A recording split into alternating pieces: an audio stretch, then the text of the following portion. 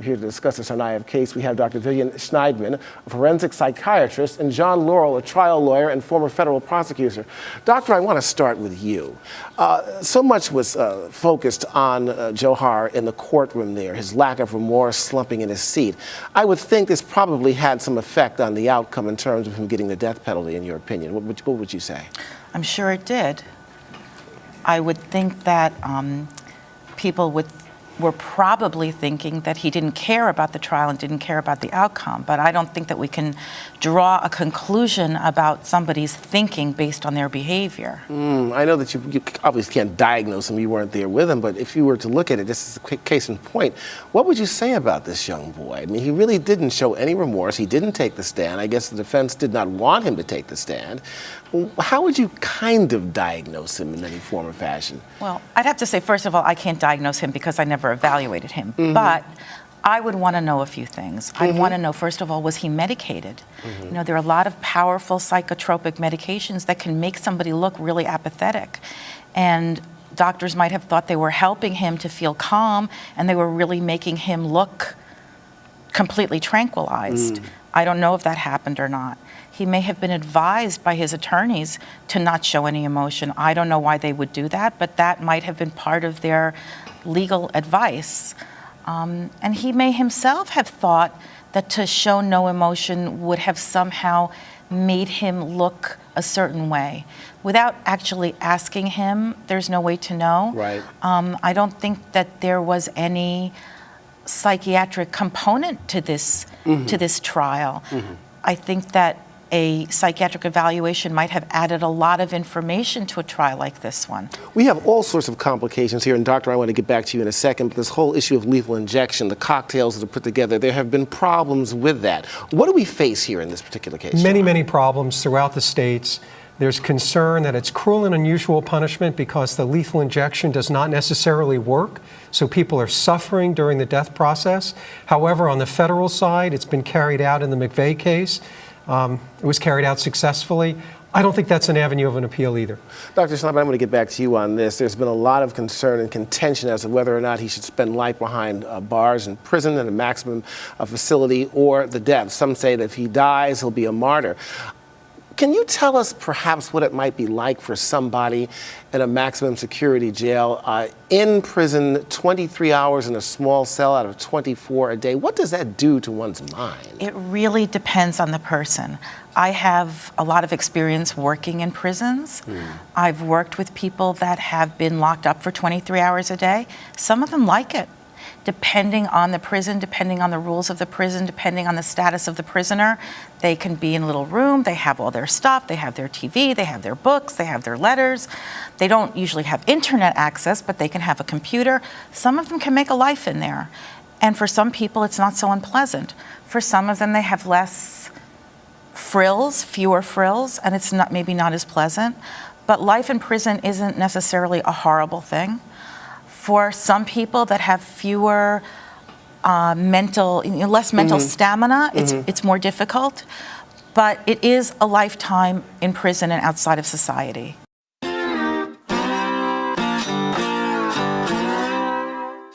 Welcome back. We have Vivian Chernshnaidman, one of my favorite guests. What's going on next for Vivian Chernshnaidman today?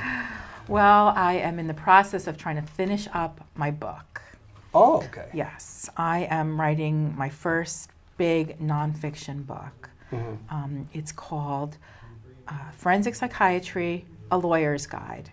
Somewhat funny, but sad, though. You have actual experiences that you use in this book? Yes, a lot of true stories that have been, modified, fictionalized a little bit so that the cases can't be identified. There are patterns of deviant behavior based on organic problems and everything. I mean, we could certainly talk another time about psychopaths and people who really make choices to be deviant and evil. But most of the people that make these poor choices are not really making a choice. They're just behaving in ways that they don't know any better. And they're out there. They're out there. Yeah. And you told me a long time, a true sociopath is rare. You don't even find them that much. Very few. Yeah. They're interesting. But and it could be dangerous. Very dangerous, very interesting, like creepy, scary. We could, have a whole show just about them.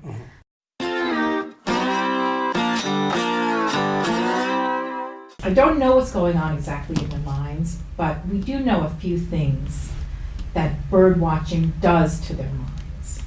And we know it's really good for your brain. We know that bird watching is healthy, helps to keep your mind young, helps to keep your mind active. It strengthens neural connections. We know that bird watching includes exercise, that you have to be able to pay attention to detail. And I guess people have all those things in common. They want to be able to pay attention to detail. They want to be able to put things into categories. They're capable of remembering things like where to find a certain bird, what it looks like, how it flies, what kind of tree it grows in or likes to land in. It's true. They have these encyclopedic memories of, well, they have these books that they carry too, but they seem to remember the names of the birds and the characteristics of the birds. And I'm at the point, I can barely even see the birds. I hear them in the woods, and then when a bird watcher points one out to me, I can see it. Yeah, and the bird watchers, not only do they see them and hear them, but they recognize them by the way that they fly, the way that they rustle the leaves, the sound of the rustling in the leaves, the sound of their whistling. I think some of them even understand the different kinds of calls and what they mean. So they're kind of learning the language of another species. And I think that's what attracts them, is this, the way that some kids like to learn about worlds that are made up in science fiction. These people like to learn about a species that is not our own. Would you ever prescribe birding to a patient? I've never prescribed birding per se, but I do always prescribe exercise. I always prescribe being outdoors. I always prescribe exposing oneself to nature and sunshine. A lot of people don't ever want to do that. Sometimes I don't prescribe any medication, and I know that that person is going, to Dr. Joe down the street asking him for medication, and they'll probably get it.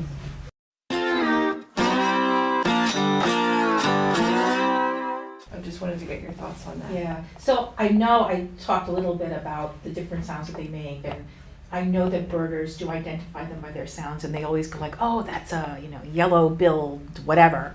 And I think sapsucker. Yeah, whatever. I mean, I think it's so interesting, and I actually recently, right before I heard about this project, I had been speaking to a friend of mine who's an avid birder, and she's going to start teaching me how to identify birds and how to become a bird watcher, because I think it's so interesting. And I've always been fascinated by birds because they're, the current state of dinosaurs, and I just think they're so cool, and they can fly. The brain does have specialized cells for recognizing sound, which we can recognize a little bit faster than visual stimuli.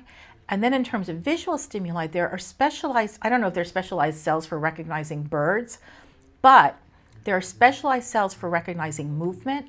There's specialized cells for recognizing contrast. There's specialized cells for just all different kinds of things like, light and dark. We think we just see color and that's what we see. But everything that we can possibly see has its own special brain mechanism.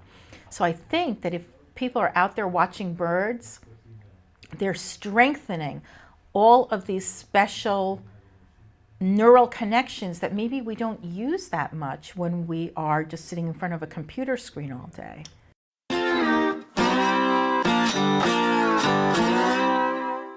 This woman is bulletproof. I don't think she's lost a case. Her name is Vivian Chern. So a forensic psychiatrist is a psychiatrist who specializes in the application of psychiatry to legal matters. So that could be any legal matter. It could be violent, criminally insane people, insanity defenses, could be divorce cases, custody cases, something called testamentary capacity, which is figuring out if somebody knew what they were doing when they wrote a will. Those are actually my favorite cases, the ones of people that are already dead. And you have to recreate their mental status to figure out what was going on. I evaluate parents, I evaluate kids, I evaluate everybody. Anybody that has done something that might look a little crazy and ends them up in a court. You really you don't want to be the person that needs a forensic psychiatrist to testify in your case in court. And what that means is that if you think there's something wrong in your life or in the life of a loved one or somebody close to you, when somebody seems odd or crazy, they probably are. And you should get professional help for them. Psychiatry is a very interesting specialty because there really is there's no definitive test. There's no blood work. You can't really hook people up to a machine to see what's wrong with their brain. You can't use that thing from Star Trek, that wand or anything. That doesn't work for psychiatry. So all you really have is a clinical evaluation of the person. But the really important thing is that a clinical evaluation doesn't mean just what you tell me today. It means what you tell me today and then what everybody else around you and involved with you can tell me. I'll tell you something funny. People always say to me, oh, you talk to all these people and people tell you stuff because you're a psychiatrist. I think, knowing myself for all these years, I think that I became a psychiatrist because I had this knack of understanding people and having people talk to me. It's really kind of sad because everybody wants to be like that woman from CSI and to be called in the middle of the night. There's a body lying in the field, and then you rush out and you interview all these people. It's and dramatic. You solve all these mysteries, and then you run their DNA, and then boom, you've solved this case and saved all these lives. And in reality, not only does it not happen, but even when you have a case that you strongly suspect there are dead bodies associated with this person, you can't do anything. I started to think that there were cases that he had completed. It wasn't likely that all he had ever done was 3 attempted rapes and got caught, when he used to spend days and weeks and months literally living in his car, driving around looking for victims. And so I called the original county, and I asked to speak to the arresting officer of the last case, which had been like 20 years earlier. And he was now like the chief of police for that whole township. And I said, is there any way, since all the DNA gets put into database backwards. So if somebody today does a crime, the DNA evidence will be put into the state database. But if somebody did a crime 30 years ago, that is probably sitting somewhere in a box. Yeah. So I said, is there any way you can pull up unsolved rape murders from that time? And also, one of the things we knew, you talked about the FBI training that I went to, which was great class. One of the things that we learned is that you have to look at rapists' comfort zones. So this guy had convictions up in Bergen County and in Pennsylvania, like I think in Delaware, very big comfort zone that he was active in.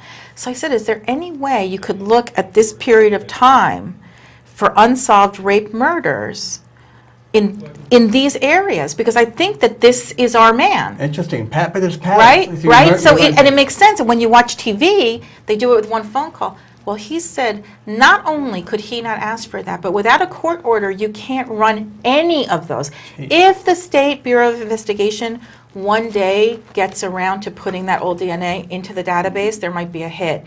But if they don't, they don't. You can't approach a case in the way that they approach it on the shows.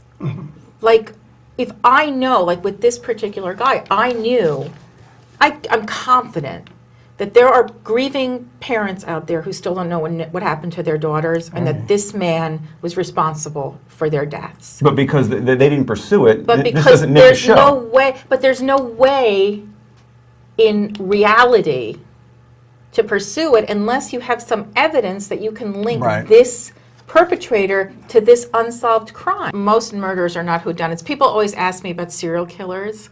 When I worked in the sex offender prison, and then I worked in the facility for the civilly committed sexually violent predators, they would always say, oh, do you have a lot of serial killers? I said, no, we don't really have any serial killers. Like, even people that did more than one murder, they're not really serial killers. They're mostly people that just kill their victims so their victims don't talk.